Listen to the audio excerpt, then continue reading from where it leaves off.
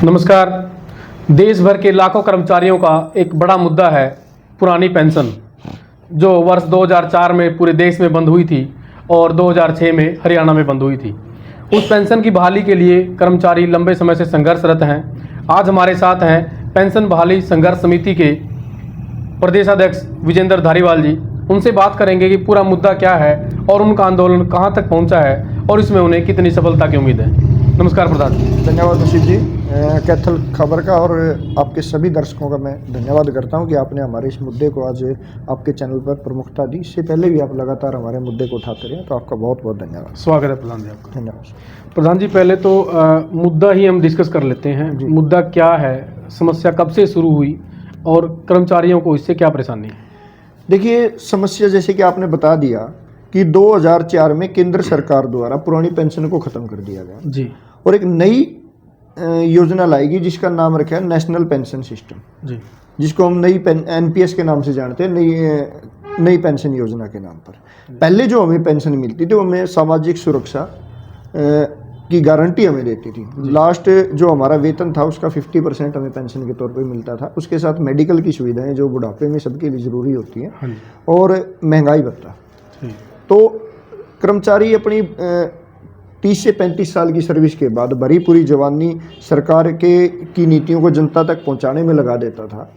तो सरकारी सेवा के दौरान वो कोई दूसरा काम नहीं कर सकते या कोई अपना व्यवसाय खड़ा नहीं कर सकते, क्योंकि नियमों में बंधा हुआ कर्मचारी है। इसलिए उसके लिए पेंशन का प्रावधान सरकार द्वारा देश की आज़ादी से पहले से ही शुरू है। लेकिन जैसे जैसे पूंजीवादी व्यवस्था की तरफ सरकार बढ़ने लगी और सरकारी विभागों का निजीकरण करने का दौर जो शुरू हुआ, तो उसमें सबसे बड़ा जो रोड़ा था वो पुरानी पेंशन थी। इसलिए नेशनल पेंशन सिस्टम लाया गया। और ये कोई पेंशन योजना नहीं है, इसमें एक पेंशन वर्ड डाल दिया केवल।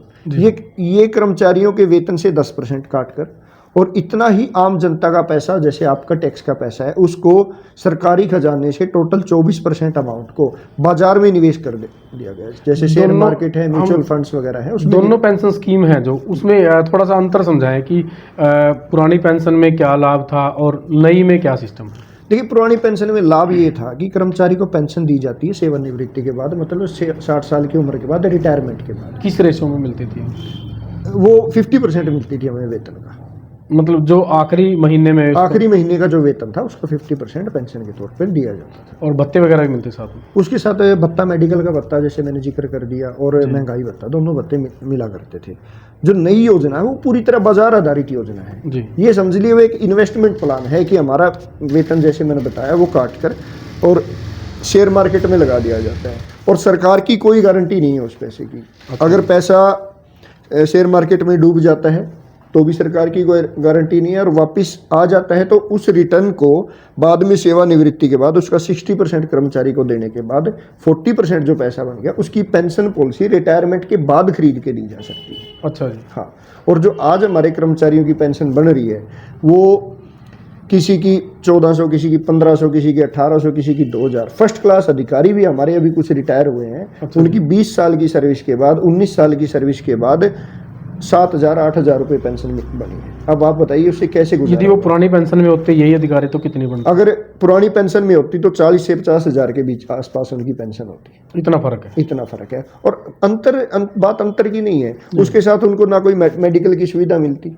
अच्छा जी। अब रिटायरमेंट के बाद ही मेडिकल की शायद ज़्यादा ज़रूरत होती है। बुढ़ापे में बीमारियां घेर लेती हैं, जैसे बीपी है, शुगर है, अन्य जो बीमारियां, वो बुढ़ापे में ज़्यादा ज़रूरत होती है। उसी टाइम वो बंद कर दी गई। ना महंगाई भत्ता, अगर 2,000 रुपये पेंशन लागू होगी तो 2,000 ही ताउम्र रहेगी। अब उसमें कोई फर्क नहीं रहेगा। उसमें कोई फर्क नहीं रहेगा, उसमें कोई बढ़ोतरी नहीं होगी। उसमें गुजारा कैसे करेगा वो? और आज हरियाणा में अभी 2750 रुपये बुढ़ापा पेंशन है। 3,000 जिसकी 2,000 लगी वो बुढ़ापा पेंशन भी नहीं ले सकता, क्योंकि उसको एक पेंशन ऑलरेडी मिल रही है। अच्छा, ये कर्मचारी को पेंशन ले रहा है तो बुढ़ापा पेंशन भी नहीं ले सकता। दूसरी बात है, बुढ़ापा पेंशन के लिए तो सरकार लगातार कंपटीशन कर रही है कि हम बुजुर्गों को सामाजिक सुरक्षा देंगे। बुजुर्गों की आज 3,000 है। जो सरकार के साथ गठबंधन में पार्टी है उसने 5100 का वादा किया था।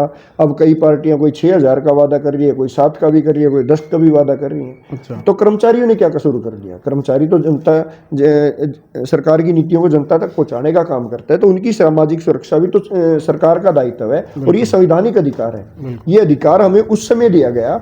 आप देखो, जब देश और प्रदेश आज़ाद हुए तो क्या हालत क्या थी? हमारी वित्तीय स्थिति क्या हुआ करती थी, उस समय भी पेंशन दी जाती थी कर्मचारी को, तब तो ये बर्डन नहीं था। आज झूठ फैलाने के लिए बर्डन हो गया। नेताओं को, विधायकों को, सांसदों को 4-4, 5-5 पेंशनों का प्रावधान कर दिया गया तो बजट में घाटा नहीं पड़ता। एक कर्मचारी जो गरीब मजदूर किसान का बेटा है उसको पेंशन दे दो तो बजट उनका डगमाने लगता है। और जब दूसरी बात, जो वित्तीय घाटे की बात सरकारें कर रही हैं, उसका भी मैं उदाहरण दे दूं। जब 2004 में पेंशन बंद कर दी, 6 में बंद कर दी, तो उसके बाद लगातार सरकार के ऊपर कर्ज क्यों बढ़ता जा रहा है? उसका कारण क्या है? अगर पेंशन ही वित्तीय घाटा उस कर्ज का कारण थी तो वो बंद करने के बाद भी तो कर्ज बढ़ता जा रहा है। सरकार की नीतियों की वजह से, सरकार की गलत नीतियों की वजह से बजटीय घाटे का वो हो रहा है। नहीं तो ना तो देश में, ना तो प्रदेश में और ना ही देश में, ना पहले बजट की कमी थी, ना अब बजट की कमी, ना भविष्य में कभी बजट की कमी आने वाली। प्रधान जी, ये जो आपने बातें बताई, कर्मचारियों ने जब ये लागू की स्कीम, उसके बाद आंदोलन का थोड़ा सा प्रकाश डालिए। कब से, कैसे शुरू और कितने सालों से आप संघर्ष? देखिए, डिमांड तो 2004-5 से ही लगातार हमारे संगठन है, जितने भी संगठन है वो कर रहे थे, लेकिन ये मुद्दा नहीं बन पाया था क्योंकि विभागीय संगठन अपने अपने स्तर पर कोशिश कर रहे थे। फिर 2018 में हमने हरियाणा प्रदेश में पेंशन बहाली संघर्ष समिति, जिसके शॉर्ट फॉर्म में हम PBSS हरियाणा बोलते हैं, उसका गठन किया, जिसमें हरियाणा प्रदेश का 4th क्लास कर्मचारी से लेकर 1st क्लास अधिकारी तक हमारे इस संगठन का हिस्सा है, हमारे इस आंदोलन का हिस्सा है। और नेशनल स्तर पर हमने national movement for old pension scheme NMOPS का गठन किया, जिसमें 24 स्टेटों के हमारे जो संगठन हैं उन्होंने मिलके, हम नेशनल लेवल पर अगर कोई दिल्ली में प्रोटेस्ट करना हो, नेशनल लेवल का कोई प्रोटेस्ट करना, तो NMOPS के बैनर के नीचे हम अपनी लड़ाई लड़ते हैं।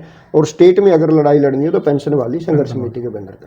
प्रधान जी, आपने 2018 में ये संगठन बनाया था, उसके बाद इलेक्शन भी हो चुका है 2019 में, तो किसी पॉलिटिकल पार्टी ने आपके मुद्दे का समर्थन किया? किसी ने कहा कि हम आपको पेंशन, पुरानी पेंशन बहाल करेंगे? बिल्कुल, जैसे ही हमने 2018 में इसका गठन किया, 2018 में ही 30 अप्रैल को हमने दिल्ली में एक बड़ी रैली की थी रामलीला मैदान में। उसके बाद हरियाणा में हमने 7 अक्टूबर को करनाल के अंदर बड़ी रैली की थी, जहां मुख्यमंत्री जी ने हमें वार्ता के लिए बुलाया भी था, लेकिन कोई ठोस जवाब वहां से नहीं मिल पाया था।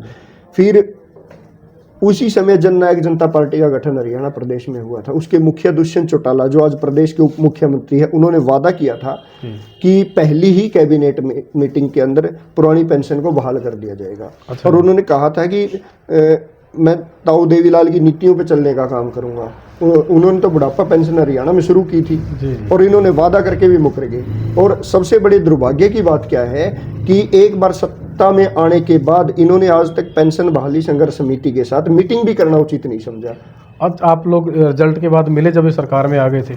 बिल्कुल, रिजल्ट के तुरंत बाद, इनके शपथ ग्रहण समारोह के बाद हम इनसे मिलने गए, लेकिन उन्हें हमारे साथ मिलना और बात ढंग से बात करना भी जरूरी नहीं समझा। उसके बावजूद भी हमने कई बार इनसे पत्राचार किया कि आपने वादा किया था ताऊ देवीलाल की नीतियों पे आप चलने का काम कर रहे हैं, तो अपने वादे को पूरा कीजिए।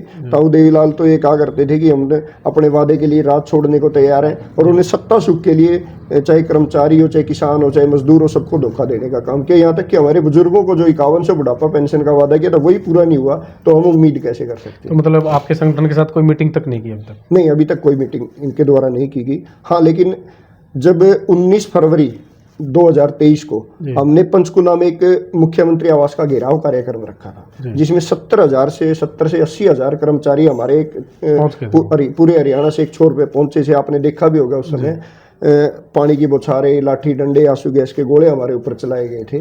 तब सरकार ने हमारे साथ मीटिंग भी करी थी, एक कमेटी का गठन भी किया था, लेकिन अभी तक कोई ठोस निर्णय सरकार द्वारा नहीं लिया गया, जिसको लेकर कर्मचारियों में भारी नाराजगी है। और उसके बाद भी हमारा आंदोलन लगातार जारी है।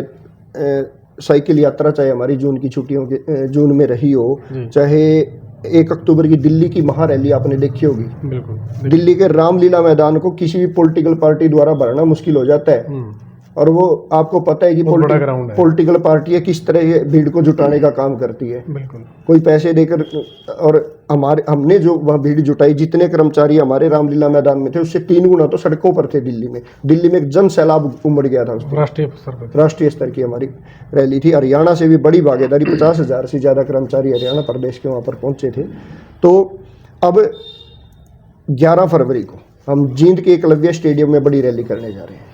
राष्ट्रीय स्तर की या हरियाणा लेवल? हरियाणा स्तर की, हरियाणा की राज्य स्तर की ये रैली होगी और हरियाणा की रैली का भी ये रिकॉर्ड तोड़ने का काम किया। आज राजनीतिक दल लगातार रैलियां कर रहे हैं, लगातार प्रदर्शन कर रहे हैं, उन सभी का रिकॉर्ड तोड़ने का काम करेगी। और हम एक नारा लेकर चल रहे हैं, वोट फॉर ओपीएस। अच्छा, अगर सरकार बात मान लेती है तो हम धन्यवाद करेंगे, अगर नहीं मानती तो इस नारे का प्रयोग कर जो हिमाचल में हमने किया था, निश्चित तौर पर सरकार बदलने का भी काम करेंगे। तो रैली का मेन एजेंडा क्या रहेगा? कितने क्या डिमांड्स और भी रहेंगी या एक ही रहेगी? नहीं, एकमात्र डिमांड के लिए हमारा कार्यक्रम है, एकमात्र डिमांड के लिए हम लड़ाई लड़ रहे हैं और एकमात्र डिमांड की संघर्ष समिति हमारे द्वारा बनाई गई है। तो इस रैली में आप लोगों से वोट की अपील करेंगे कि जो पार्टी मतलब कि आपके मुद्दे का समर्थन करेगी उसको वोट करें? देखिए, हमारा तो मैं आपके चैनल के माध्यम से भी और रैली के माध्यम से भी हम अल्टीमेटम सरकार को देंगे कि 20 फरवरी से हमारे अंतिम बजट है सरकार का। जी, अगर इस बजट में पुरानी पेंशन को बहाल करते हैं, निश्चित तौर पर हम सरकार का धन्यवाद करेंगे।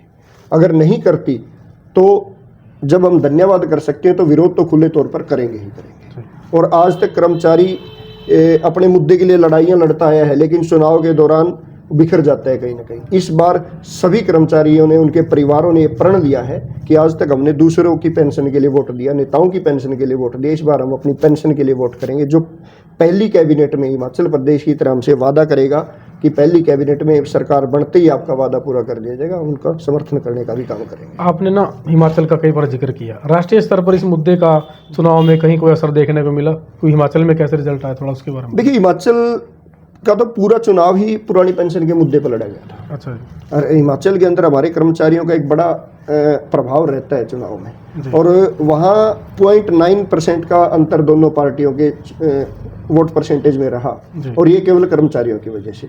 कैसे पता चला कि 0.9% जो कर्मचारियों की वजह से रहा? ये तो आंकड़े हैं। और दूसरी बात, 9 सीटें ऐसी हैं, इतनी ही सीटों का शायद इनका अंतर भी है हार जीत का, 9 सीटें ऐसी हैं जो केवल और केवल पोस्टल बैलेट के मार्जिन से ही कांग्रेस पार्टी जीत पाई है। और ये उन्होंने मानना भी है, ये हम तो कह ही नहीं रहे, ये हमने नहीं कोई इसके लिए झूठा दावा कर रहे।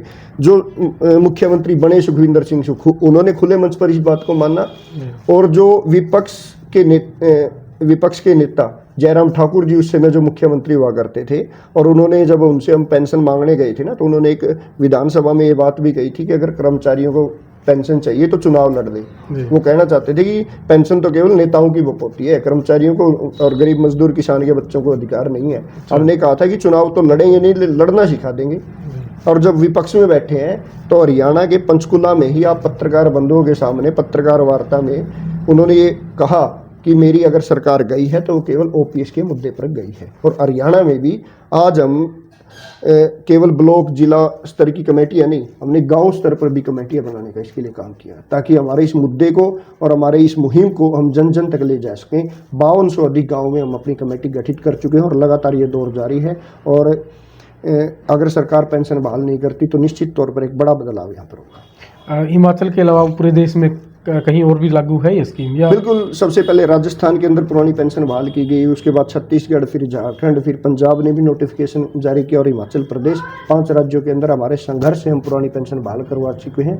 और ये लोकसभा चुनाव में बहुत बड़ा मुद्दा रहने वाला है। सभी राज्यों के अंदर हमारी जिला स्तर पर कहीं जिला स्तर पर प्रदर्शन जारी है, कहीं ब्लॉक स्तर पर, कहीं स्टेट की भी हमारी रैलियां चल रही हैं। और ये हरियाणा की भी हमारी लोकसभा चुनाव से पहले बड़ी रैली है, जिसमें हम एक बड़ा संदेश और बड़ी चेतावनी सरकार को देने का काम करें। पिछले दिनों एक बात भी ध्यान में आई थी कि सेंट्रल गवर्नमेंट कुछ ऐसा करने जा रही है, ऐसा कुछ था? कोई जब बातचीत हुई आपने? देखिए, सरकार ने, केंद्र सरकार ने भी कमेटी का गठन किया, राज्य सरकार ने भी कमेटी का गठन किया। उनकी तरफ से बार बार ये कह रहे हैं कि हम बीच का कोई मामला निकालें। हमने ये कहा कि हमें बाजार आधारित नीति में रहना ही नहीं है। आप हमें पहले शेयर मार्केट आधारित इस नीति से बाहर निकालिए। आप अपने पैसे को अपने पास जमा रखिए, जो 14% आप दे रहे हो आप अपने पास रखिए। अगर उसी पैसे को सरकार खुद मैनेज कर लेती है तो इसी पैसे से 12 से 14 साल तक एक कर्मचारी को पेंशन दी जा सकती है, और इतनी ही बनती है। इसके लिए अलग बजट की जरूरत नहीं है, अलग फाइनेंशियल बर्डन की जरूरत नहीं है। जो पैसा आज निवेश किया जा रहा है, अगर सरकार उसको अपने पास अपनी गारंटी में रखती है तो निश्चित तौर पर पुरानी पेंशन जो कि तो बहाल की जा सकती है। मतलब सरकार पर कोई वित्तीय अलग से बजट अलग से ना कोई भार होगा, ना कोई बजट की जरूरत होगी। और ये आंकड़े हम एक बार नहीं कई कई बार सरकार के सामने रख चुके हैं। सरकार के अधिकारी मान भी चुके हैं कि आपके एक एक आंकड़ा बिल्कुल सही है, लेकिन ये मैं तो कहता हूँ बड़े पूंजीपतियों के दबाव में, जिनकी कंपनियों में पैसा निवेश हो रहा है, जी जो सरकार को बैकडोर से पार्टी फंड देने का काम करते हैं, उनके चुनाव में मदद करने का काम करते हैं, उनको लाभ पहुंचाने के लिए नीति के ऊपर अटके हुए हैं। वरना तो इसका कोई ना सरकार को फायदा है नेशनल पेंशन सिस्टम का, एनपीएस का, और ना कर्मचारी को लाभ है इसकी। विजेंद्र जी, एक लास्ट सवाल करके हम बात ख़त्म करेंगे। एक तो जो आपकी रैली है उसके लिए कर्मचारियों से आप कैसे अपील करेंगे और क्या आपकी तैयारियां चल रही हैं, और दूसरा, क्या आपको उम्मीद लगता है हरियाणा में सरकार आपकी बात माने? देखिए, एक उम्मीद पर ही हमेशा आंदोलन किए जाते हैं जी और सरकार का दायित्व भी बनता है। लोकतंत्र के अंदर अगर कोई बड़ा वर्ग समूह या समाज की कहीं से कोई आवाज़ उठती है तो उस आवाज़ को सुना जाए, उस आवाज़ का समाधान किया जाए, और समाधान बातचीत से होता है तो सरकार को चाहिए कि बातचीत करके इसका समाधान करे। अगर सरकार नहीं करती तो विरोध तो उनको झेलना ही झेलना पड़ेगा। और हरियाणा में भी हिमाचल प्रदेश की तरह एक बड़ा मुद्दा होगा। ये जन जन तक आवाज़ पहुँची है। मैंने पहले भी आपको कहा कि एक विधायक सांसद करोड़पति अरबपति होने के बावजूद भी जब पेंशन ले सकता है तो हम गरीब मजदूर किसान के बच्चे पेंशन क्यों नहीं ले सकते? जब बुढ़ापा पेंशन के लिए लगातार कंपटीशन हो सकता है तो कर्मचारियों की सामाजिक सुरक्षा क्यों नहीं हो सकती? अन्य भी वर्गों को लगातार सरकार पेंशन देने की बात कर रही है, तो हमने क्या कसूर कर दिया? और हम चाहते हैं कि हमें इस बाजार आधारित पॉलिसी से बाहर निकालकर जल्द से जल्द पुरानी पेंशन बहाल करें। और आपके चैनल के माध्यम से, हालांकि हमारी सारी तैयारियां पूरी है, एक एक कर्मचारी तक हमारा संदेश पहुंच चुका है, एक एक कर्मचारी आने को तैयार है, सह परिवार हमने बुलाया है। फिर आपके चैनल के माध्यम से मैं तमाम हमारे कर्मचारी, अधिकारी, हमारे भाई और बहनों से मैं अपील करना चाहूँगा कि 11 फरवरी को सह परिवार अधिक से अधिक संख्या में जींद पहुंचकर अपनी मांग को, अपने मुद्दे को मजबूत करने का काम करें। शुक्रिया विजेंद्र जी। तो ये थे हमारे साथ विजेंद्र जी, प्रधान पुरानी पेंशन बहाल संघर्ष समिति के। इस वीडियो को ज़्यादा शेयर और लाइक करें ताकि कर्मचारियों की ज़्यादा से ज़्यादा लोगों तक आवाज़ पहुँच सके।